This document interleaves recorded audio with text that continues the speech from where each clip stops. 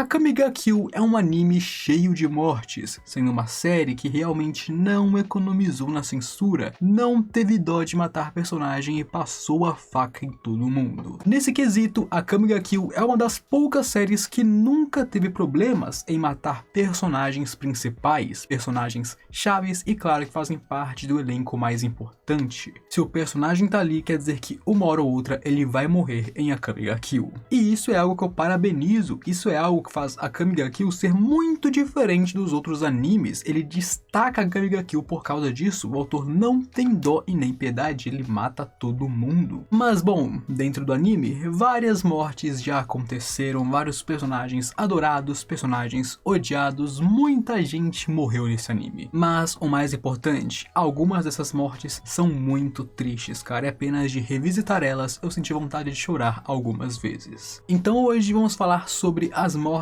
mais tristes, tanto para nós, os fãs, quanto para o mundo de Akame ga Kill, sejam eles personagens principais ou inimigos. As 15 mortes, eu acho que é 15 ou 14 por aí, as mortes mais tristes de Akame ga Kill ranqueadas aqui pra vocês. Em 15º lugar, e vamos começar com Numa Seika, o herói do norte. Embora ele tenha sido um personagem que apareceu muito pouco para nós, o público, ele era considerado um herói pelo povo do norte, o sinônimo de força e claro, resistência. Ele era um símbolo para eles. Claro, tudo isso antes da SDF transformar ele em um cachorro e então o matar. Depois que a SDF aniquilou seu exército, a sua base e todas as pessoas com quem ele se importava, ela o transformou em um cachorro patético que lambia suas botas, antes é claro de o matar. E como que ela fez isso? Simples, com um chute em sua cabeça, como o cachorro que ele virou. Então mesmo que tenha sido uma aparição muito breve e pra nós não teve nenhum impacto, para o mundo de Akame ga Kill foi uma morte muito triste, afinal ele era um símbolo contra o Império, o homem em que as pessoas depositavam sua fé, e claro, foi assim seu fim. E vocês se lembram do Zanko, também conhecido como Zanko, o Decapitador? Ele era um assassino em série no mundo de Akame ga Kill, que claro, foi morto pela Night Raid. A morte dele não é trágica do nosso ponto de vista, porque bom, ele era um criminoso e a Night Raid, principalmente a Akame e o Tatsumi, foram lá e finalizaram ele. Mas o ponto é que eles o mataram quando ele enlouqueceu, e ele nem sempre foi louco. O Zanko era um executor, ou seja, ele executava pessoas para o Império, principalmente criminosos. Mas enquanto trabalhava com isso, ele acabou enlouquecendo por causa da culpa. Ele se sentia culpado de matar aquelas pessoas e acabou enlouquecendo, não tendo ninguém para o ajudar. E assim, quando ele ficou louco, ele fugiu do seu trabalho e começou a matar pessoas do próprio Império, se tornando assim o assassino em série que ele foi. A Night Raid então seria contratada e eles o finalizariam. E a morte dele é triste, não porque ele era uma boa pessoa, mas por como que ele virou o monstro que ele era antes de sua morte, tanto que no final ele morre sorrindo, agradecendo por terem o livrado desse pesadelo, porque ele era uma pessoa comum que enlouqueceu por causa do Império e do seu trabalho. E a Night Raid ter finalizado foi um livramento, porque se o Império tivesse pegado ele, sinceramente, ele não teria um fim pacífico. Em terceiro lugar, nós temos o Liver, que embora fosse um vilão que fazia parte das 3 bestas de SDF, também alguém cuja morte foi triste. O Liver foi um general que não tomava propina e nem era corrupto como os políticos e personagens horrorosos que existem nesse império. Basicamente, o Liver era uma pessoa boa e íntegra, tanto que ele trabalhava com o Bulat naquela época, porém, justamente por não ser corrupto e essas paradas, aconteceu um monte de coisas e ele foi preso. E é quando então a SDF o acharia e então o ofereceria um trabalho para ele, é onde sua vida começou a despencar. O Liver, que era uma pessoa boa, se tornou um sadista e claro, uma pessoa muito cruel ao começar a trabalhar para a SDF, tendo sido influenciado por ela. Basicamente, ele não era assim, começou a trabalhar para a SDF, que é assim, e ficou assim. Basicamente, ele realmente mudou após trabalhar para ela. Então, a parte triste de sua morte não é porque ele era um cara horroroso. A parte triste de sua morte é ver como uma pessoa boa se tornou tão má como ele era, e claro, ele morreu pelas mãos de Bulat, que era alguém próximo a ele antes de sua corrupção, no seu passado. Basicamente, ele morreu por causa da sua lealdade à SDF, porque se ele não fosse tão leal a ela como ele era, ele não teria morrido ali nas mãos do Bolate. E vocês se lembram da Kuromi, certo? A irmã da Akame? Mesmo que a Kuromi tenha sido uma vilã dentro de Akame ga Kill, bom, não podemos dizer que a história dela não é triste, porque é muito triste. Ela e a Akame tiveram um passado horrível e eventualmente elas caíram nas mãos do Império, onde ali começaria sua queda. A Kuromi foi manipulada com lavagem cerebral e drogas pelo Império, e por isso ela se tornou uma vilã. Ela nunca teve a chance de se tornar uma pessoa melhor. Desde criança ela ficou assim, tanto que nós vemos que no final dela, ela finalmente estava com clareza, ela se lembrava da sua irmã e realmente teve um final decente nas mãos da sua irmã, mas ainda assim foi um final muito trágico e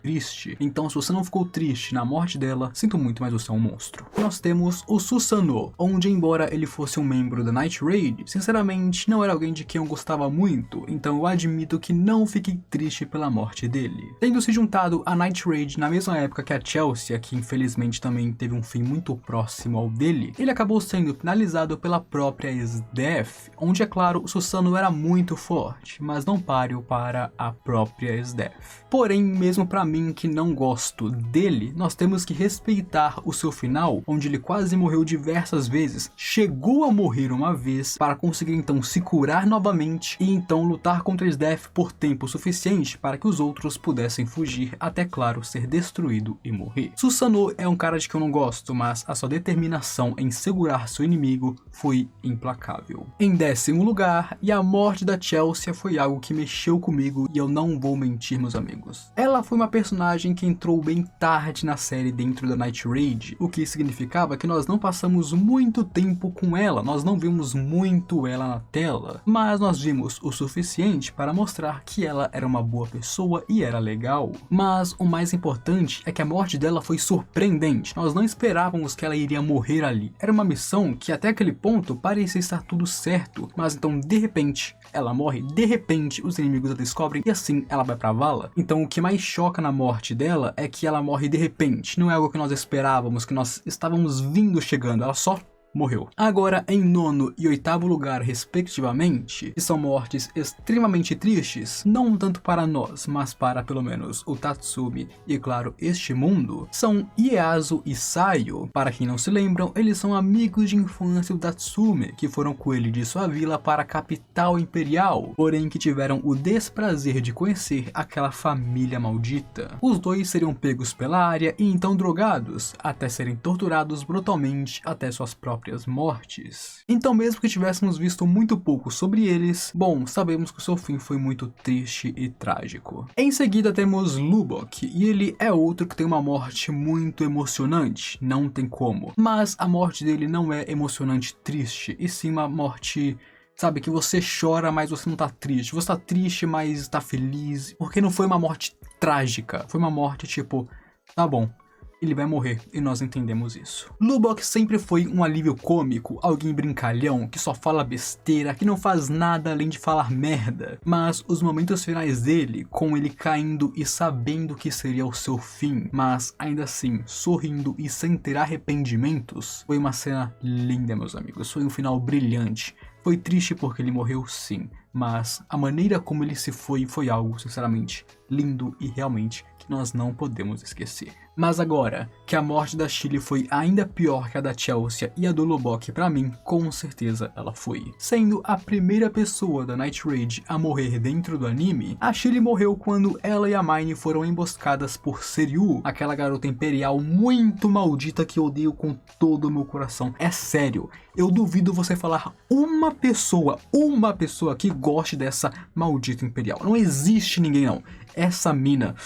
Meu Deus! As duas quase ganharam a luta contra a Seryu, mas elas foram pegas com a guarda baixa, onde assim, a luta que era uma vitória da Night Raid se tornou uma vitória parcial, com a Chile infelizmente morrendo para Seryu, com a mesma jogando muito sujo. E claro, a Chile morreu protegendo a Mine, mesmo quando ela já estava praticamente no fim, faltava pouquíssimo assim para ela morrer, ela ainda assim deu tudo tudo de si mesma para comprar tempo para que a Mine pudesse fugir. Ela morreu protegendo a sua amiga e companheira, e a Chile foi realmente uma heroína. Agora, a morte da Sdeath, eu acho que eu nem preciso dizer muito, certo, amigos? A Sdeath pode ter sido uma monstra, a pior vilã de toda a série e sinceramente um demônio encarnado praticamente. Mas foi a vida que a tornou assim e nem sempre ela foi assim. Enquanto criança, seu pai a educou de maneira que ela se familiarizou com o sadismo, então ela encontraria sua tribo exterminada um dia, vendo todos morrerem em sua frente e jurando se tornar mais forte. Assim, a Sdeath viraria o monstro que nós conhecemos, o monstro que ela se tornou. Porém, mesmo sendo esse monstro, nós sabemos que ela tinha um lado mais humano, o lado que ela mostra quando se apaixonou e ficou obcecada pelo Tatsumi. Quando ela estava com ele, pelo menos naqueles momentos, ela não era o monstro Sdeath. Ela era um pouco cruel e sádica, era, mas não era o monstro. Ela era a garota Sdeath apaixonada pelo Tatsumi. E nós sabemos que na morte dela, mesmo que tenha sido de maneira muito simples, o amor dela pelo Tatsumi teve envolvimento nisso. A morte do Tatsumi e, claro, seu amor por ele teve um grande envolvimento em sua morte e em como ela morreu. Então, embora a Sdeath seja um monstro, sua morte foi, de certa maneira,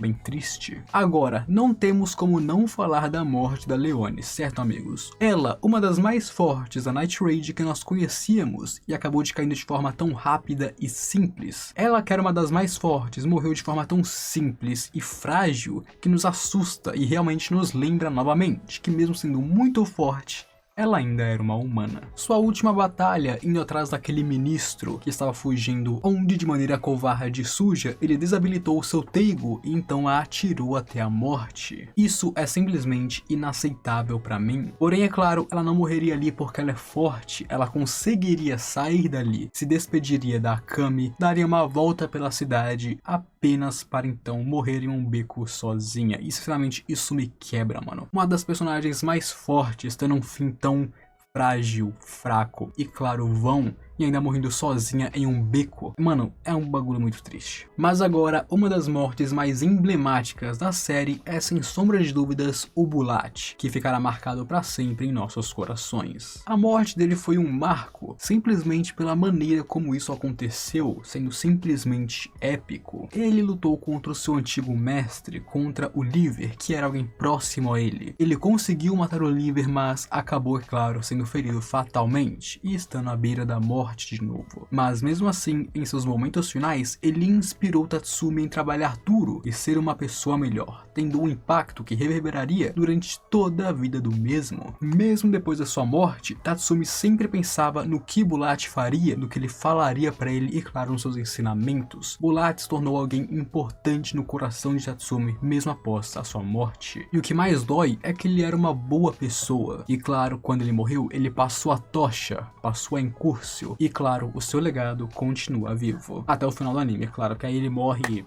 acabou. Já a Mine se sacrificando para salvar o Tatsumi é algo que simplesmente não tem como esquecer e é difícil de se lidar. A Mine estando na Night Raid desde o começo da obra, nós vemos ela durante muito tempo, então nós nos apegamos a ela, principalmente porque nós vemos ela se dando bem com o Tatsumi, então passando a gostar dele, se apaixonando e se tornando muito próxima do mesmo. Ela basicamente é uma personagem que passou muito tempo em foco, então deu tempo para que nós gostássemos dela. Então ver ela se sacrificando para salvar Tatsumi, então tendo seus momentos finais com ele, onde ele querendo que ela vivesse para fazer algo de sua vida como ela queria fazer, e ela dizendo que já achou algo para fazer, que seria ele. Meus amigos, é uma coisa de se chorar, é uma coisa de sinceramente deitar no chão e chorar até amanhecer, não tem como, é muito triste. E por fim temos a morte do Tatsumi, que se sacrifica para salvar as pessoas inocentes da cidade. A morte do Tatsumi como um protagonista, é claro, é difícil de se aceitar. Sinceramente, pra mim na época eu fiquei muito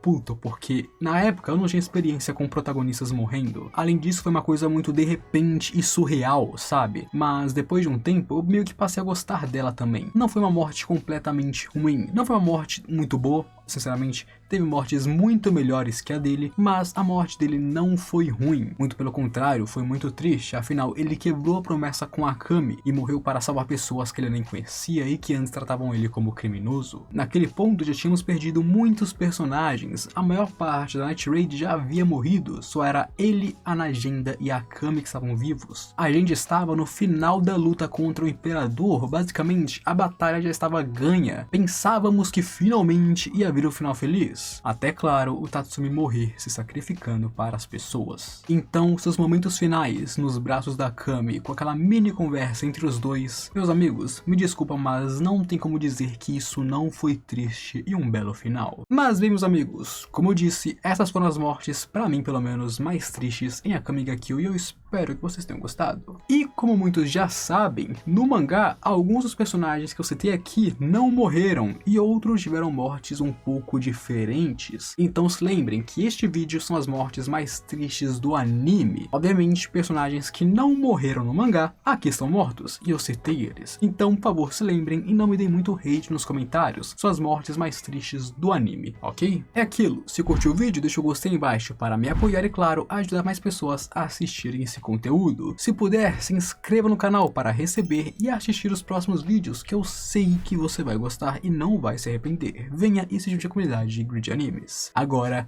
eu fui.